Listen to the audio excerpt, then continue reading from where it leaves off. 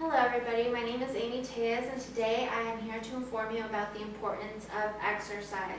Have you ever gone to the doctor and had that pit in your stomach where you just knew something might be wrong, or you were just nervous about what your doctor was going to tell you that might be wrong? Well, that could happen, and I want to tell you about the importance of exercise because your doctor might sit you down one day and say that you're diabetic, have heart disease, or are at risk for obesity, or already obese. My intent today is to inform you of that so that we can reduce the risk of those three diseases. I may not look like an expert, but I have done extensive research and have knowledge at the collegiate level in health and wellness.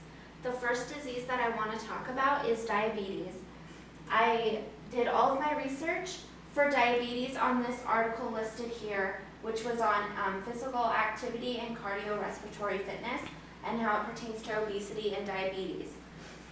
The points that I want to make that were from this article is that exercise can improve glycemic control using aerobic and resistance training. Any combination of exercise can really reduce the risk of diabetes, but aerobic and resistance training combined is going to be very beneficial to reduce that risk. The second point I want to make is that exercise can lower or can reduce that overall risk using exercise. It can reduce the risk overall. So any exercise at all can really reduce that risk of developing diabetes. And the final point I want to make on diabetes is that this study here was developed and conducted on 523 participants who were glucose tolerant. They changed their diet and exercise, and with that change, it reduced their incidence by 58%, which is huge. I have this graph here that shows the incidence of the diabetes and the cardiorespiratory groups. As the first one is low, which is very high, moderate, and then high is, of course, the lowest. The next disease I want to talk about that may be prevented with some added exercise is going to be heart disease. The article I used is very much based on women, but there were statistics and information that can be applicable towards men as well. The first point I want to make from this article was that 30% of overall coronary events are with middle-aged women who are inactive. So middle-aged meaning from ages 40 to 60 years of age. They are inactive, so they will have more chance of developing heart disease. The second point I want to make is that to reduce the risk of heart disease in men and women is to do moderate intensity exercises. So anything moderate, it doesn't have to be too high and maybe not too low, because heart disease is very important to try and reduce the risk of. And to bounce off that point, 90 minutes to 3 hours is the most beneficial to do a week. So 30 minutes 3 times a day, that would really reduce your risk of developing heart disease. The next disease I want to talk about is developing obesity. This is the article that was used that really talks about glucose tolerance in obese adults and abdominal obesity. The first point I want to make out is that there's 2 factors that are counterintuitive of one another that are what produce obesity. And the first factor is inactive adults. The second factor is if you live in the United States and are inactive.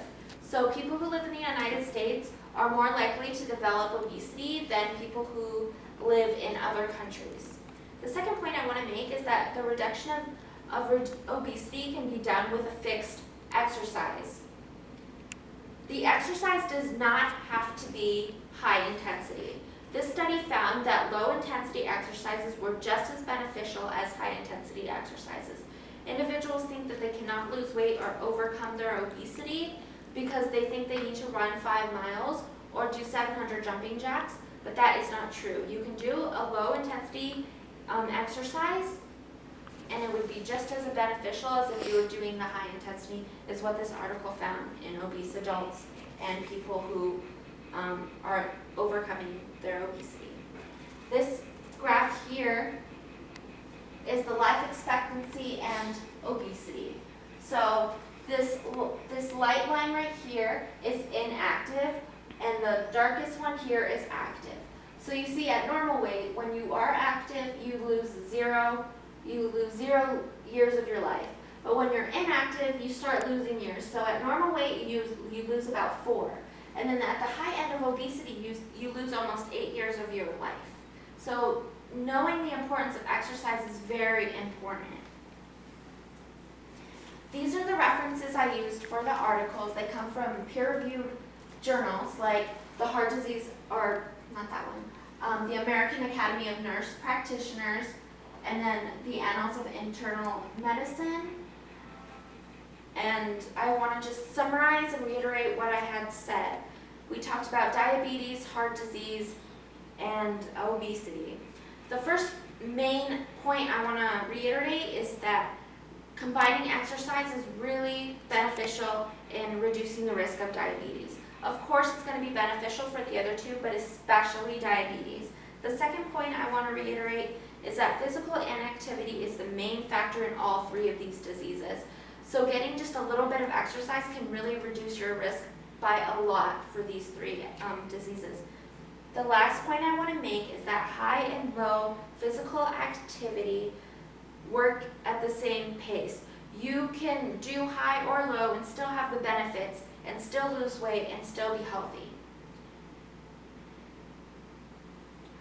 I informed you of the importance of exercise, and I hope that that can really help you to implement an exercise routine so that when you go to the doctor, you don't get that pit in your stomach that you're nervous, that you go in with confidence and know that I'm in good physical health. Does anybody have any questions? No. Great, thank you.